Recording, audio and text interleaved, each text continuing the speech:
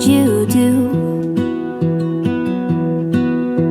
My life was great till you added colors. Like the moon needs the sun, we don't care about the others.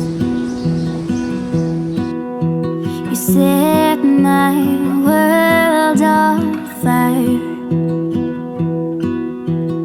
You're my heart's desire. I just wanna love you, just wanna hold you, just wanna be with you till we grow old. Please tell me you'll stay or take me away. अस्सलाम वालेकुम and welcome back to my channel. कैसे हैं आप सब? उम्मीद है कि आप सब खैरियत से होंगे। आज सुबह जब मैं उठी तो इतनी खूबसूरत बारिश हो रही थी, सीरियसली बहुत ही खूबसूरत मौसम हो गया।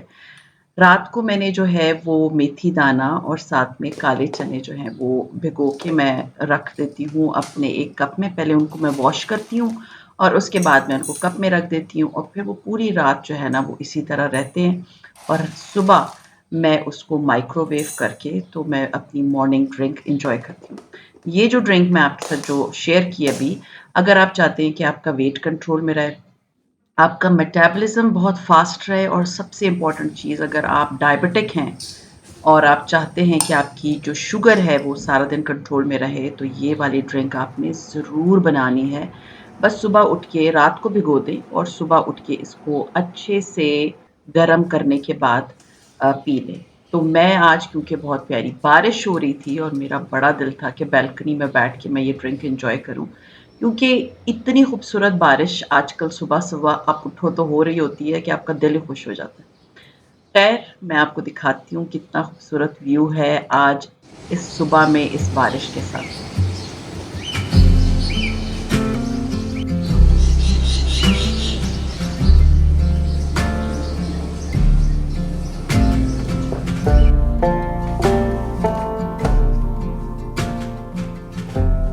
अभी मैं कोशिश कर रही हूँ कि मैं जितना हेल्दी खा सकूँ, मैं उतना हेल्दी फूड बनाऊँ, चाहे वो बच्चे हों या घर हो या सबके लिए।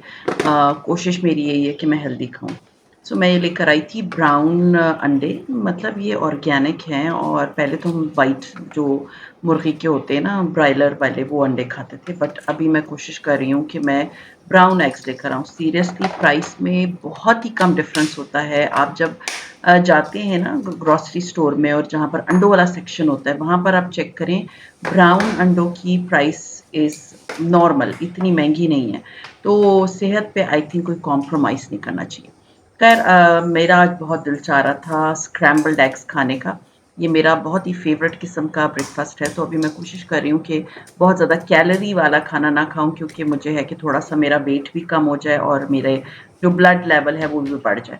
तो वैसे तो मैं जब स्क्रैम्बल्ड एग्स बनाती थी तो मैं उसमें दूध भी डालती थी और मैं उसे पकाती मक्खन में थी।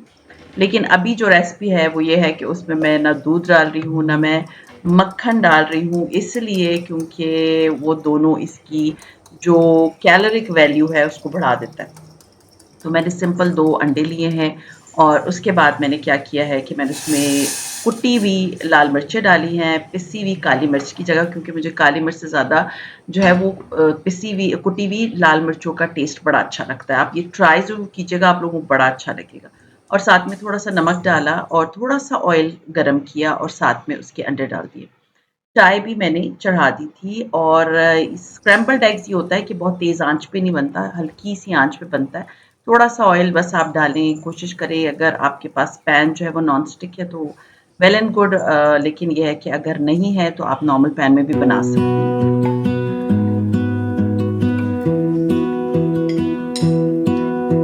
I lose my breath whenever I see you. You stole my heart, what is it that you do? My life was great till you.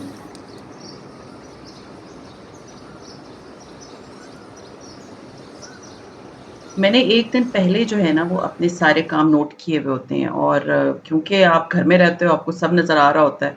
बच्चे फैलाते हैं, पढ़ते हैं, मेरे मोस्टली बच्चे इधर ही डाइनिंग पे बैठ के पढ़ रहे होते हैं, तो चीज़ें-वीज़ें सारी हिल रही होती है, खाना-पीना भी सिर्फ़ इसी डाइनिंग टेबल पे चल रहा होता है। तो आज मेरा जो डीप क्लीनिंग का जो आज टास्क था, मैं हर रोज़ अपने आप को ना एक जगह की डीप क्लीनिंग देती हूँ कि मुझे आज ये जगह अच्छे से साफ़ करनी है। तो आज जो टास्क था वो था मेरा डाइनिंग और मुझे इस डाइनिंग को बहुत अच्छे से साफ-सुथरा करना था। तो बिखरा हुआ था, चीज़ें भी थीं और बच्चे खा-पी के फैला देते हैं। वैसे दिन में 1 आध बार मैं इसको डस्ट ज़रूर करती हूँ और हर खाने के बाद भी जो है वो इसकी डस्टिंग हो जाती है। लेकिन उसके बावजूद डाइनिंग पे इतना हुल्लड़ मचा हुआ होता है ना कि मुझे समझ नहीं आती कि इतनी चीज़ें यहाँ पर आती कैसे? तो ख़ैर डीप क्लीनिंग जब भी मैं अपने डाइनिंग की करती हूँ ना, तो मैं उसको पूरा खाली कर देती हूँ। और पूरा खाली कर लेने के बाद डस्टिंग जो है क्योंकि मेरा डाइनिंग जो है वो 8 बंदों का है और ये बहुत बड़े साइज़ का डाइनिंग टेबल है। तो उसको ये है कि अगर मैं किसी छोटे कपड़े से करूँगी ना, तो वो सही से मेरी डस्टिंग हो नहीं पाती, इसलिए मैं इसके लिए जो है ये जो डस्टिंग वाला प्रॉपर टूल होता है ना, मैं इसको यूज़ करती हूँ। सारी मिट्टी सब कुछ जो है ना इसके मैं लेके जमा करके तो उसको मैंने अच्छे से सारी मिट्टी इस पे से हटा दी और हटा लेने के बाद क्योंकि मेरा ये जो डाइनिंग है इस पे कार्विंग हुई हुई है और इसकी क्लीनिंग थोड़ी-सी देखा जाए तो नॉर्मल डाइनिंग टेबल से थोड़ा-सा टाइम कंज्यूमिंग है। तो उसके लिए मैंने एक बड़ा आसान तरीका लिया हुआ है और वो तरीका ये है कि ये वाला जो ब्रश और ये वाला साथ में इसके मिलता है, ये मैंने ऑनलाइन दराज़ से मँगवाया था और उससे ये होता है कि एक तो इसकी अंदर तक क्लीनिंग हो जाती है मतलब इसकी जितनी कार्विंग है, उसकी डस्टिंग हो जाती है तो मुझे बहुत ज़्यादा ना मतलब अपना काम मेरा लंबा नहीं होता। अच्छे से मैंने इसकी मिट्टी हटा दी और उसके बाद क्योंकि इसके ऊपर बहुत बड़ा-सा ग्लास लगा हुआ है। अच्छा इस डाइनिंग के लिए भी बहुत से क्वेश्चन्स आ रहे थे। ये डाइनिंग मैंने जो है ये सवात वाली एक ब्रांड है मतलब वो सवात का फर्नीचर बनाती है, सवाती फर्नीचर है। जैसे सवात के दरवाज़े होते हैं ना पुराने ज़माने वाले दरवाज़े, ये उस टाइप का फर्नीचर है। तो ये मैंने एक ब्रांड है नूरिस्तान के नाम से उनसे बनवाया था। नीचे अगर आप लोग चाहते हैं मैं कॉन्टैक्ट नंबर दे दूँ, तो मैं नीचे इसका कॉन्टैक्ट नंबर दे दूँगी, आप इनको जो है वो कॉन्टैक्ट कर सकते हैं। ये डाइनिंग टेबल 8 चेयर्स वाला है। तो ख़ैर एनीवेज़ मैंने जब अच्छे से इसकी डस्टिंग कर ली, मैंने इसको अच्छे से नीट एंड क्लीन कर लिया, तो फिर अब बारी थी दोबारा असेंबलिंग की कि मुझे वापस इस पे चीज़ें रखनी थी।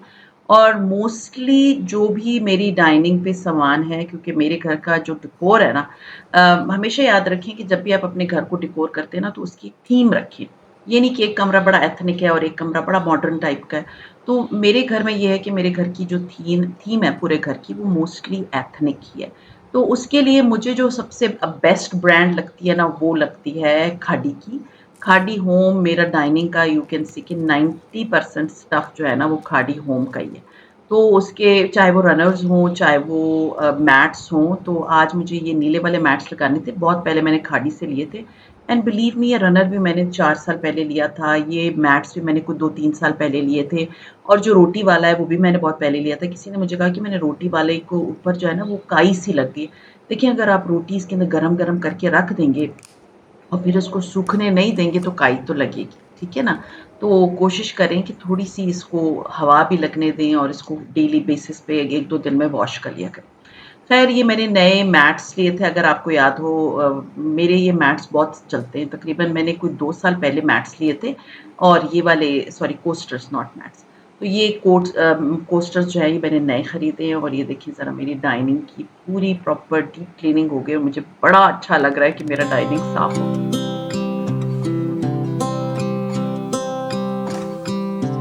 शामी कबाब मेरी पूरी फैमिली के जो है ना वो बड़े ही फ़ेवरेट हैं। वैसे भी ये जो है ना वो गुड सोर्स ऑफ प्रोटीन है, आप इसको सुबह नाश्ते में भी खा सकते हैं। मैं मोस्टली शामी कबाब अपने घर में ही बनाती हूँ, कभी ऐसा होता है बाहर से आ जाएँ तो मुझे उसका टेस्ट बिल्कुल अच्छा नहीं लगता। तो मैंने जो है ना ये 1 रात पहले चने की दाल को जो है वो भिगो के रख दिया था। पूरी रात जब चने की दाल भिगोई हुई होती है ना, तो वो अंदर से उसमें मतलब वो गुठली नहीं बनती जब आप उसको इस तरह शामी कबाब में बना रहे होते हैं। तो मैंने तकरीबन लिया था 500 ग्राम के बराबर शामी कबाब के लिए चने की दाल, लेकिन मैंने आधी इसमें डाली थी, आधी मैंने उबाल के फ्रीज़ कर दी ताकि मील प्रेप में आपको हेल्प आउट हो जाता है। उसके बाद ये जो गोश्त है, ये तकरीबन आप कह सकते हैं कि बोटियाँ हैं, 7 से 800 ग्राम तक की बोटियाँ हैं। उसके बाद ये बोटियाँ मैंने कुकर में डाल दी, साथ में मैंने इसमें गोल वाली जो धड़ा मिर्च होती है वो डाली और साथ में ज़ीरा डाला और अब मैं जो ये पाउच मैंने खरीदे थे, आपको याद होगा मैंने दराज से मंगवाए थे। ये बहुत अच्छे पाउच है, मेरे बच्चों को बिल्कुल भी खड़े मसाले अच्छे नहीं लगते, तो मैं इस पाउच में डाल के इसमें डाल देती हूँ। तो इसमें मैंने लौंग डाली, इसमें मैंने बड़ी वाली इलायची डाली, छोटी इलायची डाली, काली मिर्च डाली और साथ में जो है वो साबित धनिया डाला और दालचीनी डाल दी।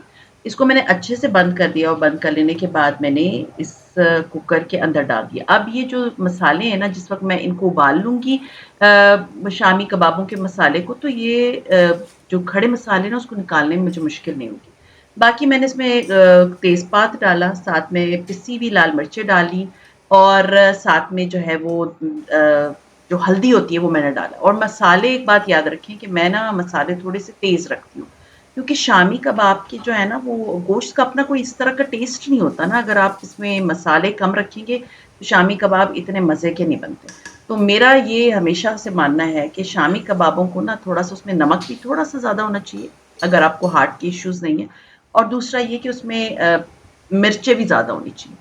तो मैंने इसके अंदर सारे मसाले डाल लिए और पानी जो है ना हमेशा मेरा यही फ़ॉर्मूला रहा है कि कुकर में जिधर तक गोश्त आता है ना तो मैं पानी की क्वांटिटी ना हमेशा इतनी ही रखती हूँ कि बस मेरा जो गोश्त है वो अच्छे से मतलब कवर हो जाए। बहुत ज़्यादा पानी नहीं डालती क्योंकि आपको पता है शामी कबाब बनाते हुए फिर उसको सुखाना बड़ा मुश्किल हो जाता है।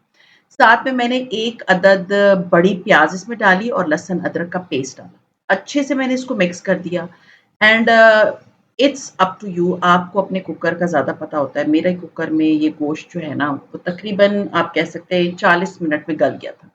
जब सीटी स्टार्ट हो जाती है ना तो मैं अपने कुकर की आँच जो है वो थोड़ी-सी हल्की कर देती हूँ। फिर ये हल्की आँच में पकते हैं और आप देख सकते हैं कि गोश्त बिल्कुल अच्छे से गल गया, मैंने चेक किया। अब इसको जो है ना मैं पीसती पहले नहीं हूँ, मैं पहले इसका पानी खुश्क करती हूँ क्योंकि कुछ लोग क्या करते हैं कि अभी ही इसको पीसना शुरू कर देते हैं, फिर वो कुकर के किनारों पे सारा लग जाता है। तो बेहतर यही होता है कि पहले आप इसका पानी खुश्क करें, पानी जब अच्छे से आपको फ़ील हो जाता है कि अब इस हद तक पहुँच चुका है कि बिल्कुल ही पानी ड्राई है, चने की दाल भी गल गई है और गोश्त भी अच्छे से गल गया है, तो उसके बाद मेरा जो काम है वो है इसको पीसना। पहले मैंने इसको जो मैशर होता है ना, उससे मैंने ट्राई किया बट वो मुझे ना एज़ सच अच्छा रिज़ल्ट नहीं दे रहा था। तो मुझे था कि चलो इससे बेहतर है कि मेरे पास जो द हवन दस्ता है, तो मैं उस दस्ते से कर लेती हूँ। तो दस्ते से बड़े आराम से हो जाता है, लेकिन अगर आपको लगता है कि नहीं मैं मुझे उस पे चॉपर यूज़ करना चाहिए, तो फिर आप चॉपर यूज़ करें। मेरे पास आज धनिया नहीं था, वरना वो मैं इसके अंदर ज़रूर डालती, धनिया आज मेरे पास था नहीं, तो मैंने जो है इसके अंदर सिर्फ़ हरी मिर्चें जो है ना, वो बिल्कुल बारीक-बारीक चॉप करके इसमें डाल दी। और ये जितना कीमा था वो मैंने निकाल के मतलब कीमा ही बन जाता है गोश्त की, मुझे कीमे के ना शामी कबाब बिल्कुल अच्छे नहीं लगते। आप लोग मुझे बताएँ कि आप लोग कीमे से बनाते हैं या आप लोग इस तरह के बनाते हैं? तो मैं अच्छी तरह से मैंने सारा गोश्त को पीस लिया, बाद में मुझे फ़ील हो रहा था कि इसका रेशा जो है वो बड़ा है, तो फिर मैंने इस सारे गोश्त को अपना चॉपर निकाला और उसमें डाल दिया। तो ये हो गई थी थोड़ी-सी मेरे पास साथ मिस्टेक कि मुझे ये पहले ही जो है ना चॉपर में डाल लेना चाहिए था, तो मुझे इतना कूटना ना पड़ता। मुझे था कि चलो हो जाएगा लेकिन वो हो नहीं पा रहा था। ख़ैर एनीवेज़ मैंने इसको अच्छे से चॉपर में पहले पहले पीस लिया, पीस लेने के बाद मैंने इसको इसमें 1 अदद अंडा डाला, ठीक है? और हरी मिर्चें डाली। एक बात याद रखिए कि शामी कबाब ना मुझे बिल्कुल अच्छे नीट एंड टाइडी नहीं लगते अगर उसके ऊपर से अंडा लगा हुआ होता है और वो अंडा जब फ्राई हो रहा होता है ना तो बहुत गंदी सी स्मेल भी आती है। तो मैं हमेशा जब भी कबाब बनाती हूँ ना तो मैं उसके अंदर ही अंडा डाल देती हूँ। एक तो अंडे ज़ाया नहीं होते बार-बार जब आप कभी हर रोज़ तो आपने उस वक़्त कबाब बनाने नहीं होते। ऑफ़ कोर्स आपने जब कबाब बनाना है तो आपने उस दिन अंडा तोड़ना होता है, तो वो अंडे ज़ाया हो जाते हैं। तो एक ही अंडा इज़ मोर देन इनफ वो ही डालें, आपके पूरे कबाबों के लिए मोर देन इनफ होता है। तो ख़ैर अब मैं चेक कर रही थी कि ये कबाबों का जो है ना वो मसाला जो है वो प्रॉपरली बन गया है और एक कबाब मैंने फ्राई किया टेस्ट करने के लिए कि अगर मुझे फ़ील हो कि इसके अंदर जो है ना वो मिर्चें कम हैं, तो फिर मैं इसके अंदर कुटी हुई लाल मिर्चें और डाल दूँगी। बट जब मैंने इसको ट्राई किया इसके अंदर मिर्चें, मसाले, हर चीज़ मेरे टेस्ट के अकॉर्डिंग थी जो कि मुझे यू कैन से कि मेरी फैमिली को अच्छा लगता है। तो ये इतनी फूल प्रूफ रेसिपी है, आपके शामी कबाब बिल्कुल ख़राब नहीं होंगे। इस स्टेज पे जब मैंने सारे बना लिए थे, तकरीबन आप कह सकते हैं 16 से 17 शामी कबाब बन जाते हैं। आपने जितने फ्राई करने हैं उतने फ्राई करें और इस स्टेज पे इसको फ्रीज़ कर दें। आप ये रेसिपी अपने रमज़ान की रेसिपीज़ में भी डाल सकती हैं। ये अब मैं आपको सिर्फ़ दिखा रही हूँ कि आप जब इसको प्लेट समेत फ्रीज़र में रखेंगे, सिर्फ़ ये डेमो देने के लिए, अदरवाइज़ मैंने इसको भी फ्रीज़ करना था। आप पहले इसको फ्रीज़ कर दें और फिर इस तरह से किसी भी ज़िप-लॉक बैग में डाल के उसके ऊपर आप लिख दें शामी कबाब, या जो भी आपने लिखना होता है। उसको करके तो आप इसको फ्रीज़र में रख दें, तो ये कबाब आपके बड़े आराम से 1 महीना तक चल जाएँगे। इसको कुछ नहीं होगा, कोई ख़राब नहीं होंगे। लेकिन मैं आपको एक बात बताऊँ, ये कबाब इतने दिन चलेंगे नहीं, ये ख़त्म हो जाने। ख़ैर आज जो है वो मेरा लकी डे था। मेरे लिए जो है वो माँ जी की रसोई से आए थे देग वाले चावल, तो मुझे था कि चलो गुड हो गया। तो मुझे ये चने वाला पुलाव जो है ना उन्होंने भेजा था, तो मुझे था कि चलो आज इसके साथ जो है ना ये शामी शामी कबाब जो मैंने फ्राई किए हैं, इसका जो है ना एक अलग सा ही मज़ा आएगा। साथ में मैंने बना लिया था रायता और मैंने सर्व किया बड़े ही मज़े का ये जो पुलाव है। बाहर इतनी हसीन किस्म की बारिश हो रही थी और मैंने ये बहुत ही मज़े का जो है ना पुलाव अपने बच्चों को सर्व किया। शामी कबाब की रेसिपी आप लोग ज़रूर ट्राई कीजिएगा, आप लोगों को बहुत अच्छी लगेगी।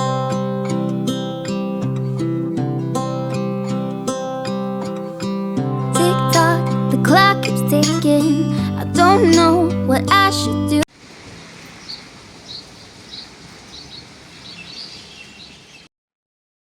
कल मैं गई थी अल-फतेह और आजकल मैं मोस्टली ग्रोसरी जो है ना अल-फतेह से ले आती हूँ, क्योंकि एक तो वो मेरे घर के करीब है और स्पेशली जब मेरे हस्बैंड होते हैं तब तो मैं चली जाती हूँ कारफोर या यू कैन से कि मेट्रो।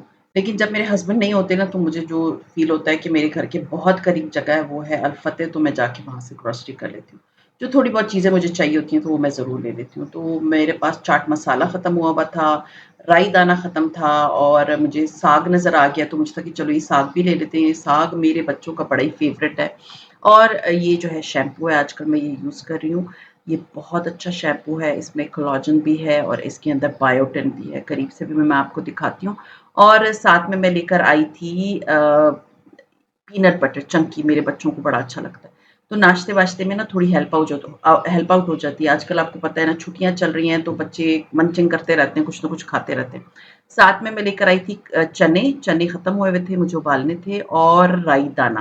तो ये थोड़ी बहुत सी जो है ना वो मैंने की थी ग्रोसरी और ये जो शैम्पू है ना ये बहुत अच्छा शैम्पू है। जिनके बाल गिर रहे हैं उनके लिए बेस्ट शैम्पू है। अगर आप लेना चाहें, इसकी प्राइस बहुत कम है, अदरवाइज़ ये बायोटिन और कोलाजन वाले शैम्पू इतने महँगे होते हैं, 1700-1800 रुपए का तो सिर्फ़ एक शैम्पू और इतने का ही एक कंडीशनर होता है। तो ये आपको तकरीबन 1300 रुपए की रेंज में ये दोनों मिल जाएँगे। तो ये थोड़ी बहुत ग्रोसरी में लेकर आई थी और मुझे था कि इसको हाथ के हाथ ही ना मैं सँभाल लूँ और मेरी आदत है कि मैं चीज़ों को ना उसी वक़्त अपनी जगह पे रख देती हूँ ताकि मेरा घर जो है ना वो बिखरा ना रहे।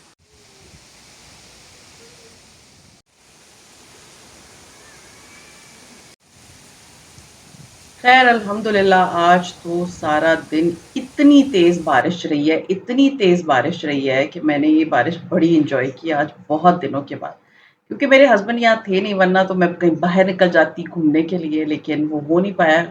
जब वो होते हैं तो मैं दूर कहीं पर जान दिल चाहता है चली जाती हूँ। लेकिन जब इंशाल्लाह कुछ दिनों में ही विल बी बैक, तो ये होगा कि कहीं घूमना-फिरने के लिए हम चले जाएँगे। अदरवाइज़ ये है कि मैं अपनी बालकनी से ही एन्जॉय करती हूँ। आप लोग मुझे बताएँ कि आप लोगों के एरियाज़ में बारिश हो रही है या नहीं? ख़ैर अभी हो गया था रात का टाइम और रात को ना मेरी आदत है कि मैं अपने पैरों को बहुत अच्छे से मसाज करती हूँ, क्योंकि सारा दिन के थके हुए पैर होते हैं, आप सारा दिन कामों पे लगे रहते हैं, तो कोशिश कीजिए कि रात को अपने पैरों को अच्छे से मसाज कर लें। तो ये जो है ये मैं जो नॉर्मली है आजकल तो लोशन से ही कर लेती हूँ मसाज, वरना अगर आप ऑयल लगाना चाहते हैं आप लगा लें। क्योंकि एज़ अ डायबिटिक पेशेंट ना you really need to massage your feet, क्योंकि सारा दिन के आप थके हुए होते हो और आप अपने पैरों का बहुत ख़्याल रखिए अगर आप डायबिटिक हैं, क्योंकि अगर अल्लाह ना करे आपके पैर में कोई प्रॉब्लम स्टार्ट हो जाए तो फिर वो बहुत टाइम लेती है ठीक होने में। सो बेहतर है कि अपने पैरों का हर वक़्त ख़्याल रखें। मैंने अपनी ज़िंदगी से ये सीखा है कि जान है तो जहान है, बाकी सारी चीज़ें सेकेंडरी होती हैं। आपकी सेहत बहुत मैटर करती है, इसलिए लाइफ़स्टाइल में चेंज लाना बहुत ज़रूरी है। चाहे वो खाने-पीने की हैबिट्स हों या चाहे वो अपनी सेहत की हों, कुछ भी हो। तो अपनी हैबिट्स को चेंज करना बहुत ज़रूरी है।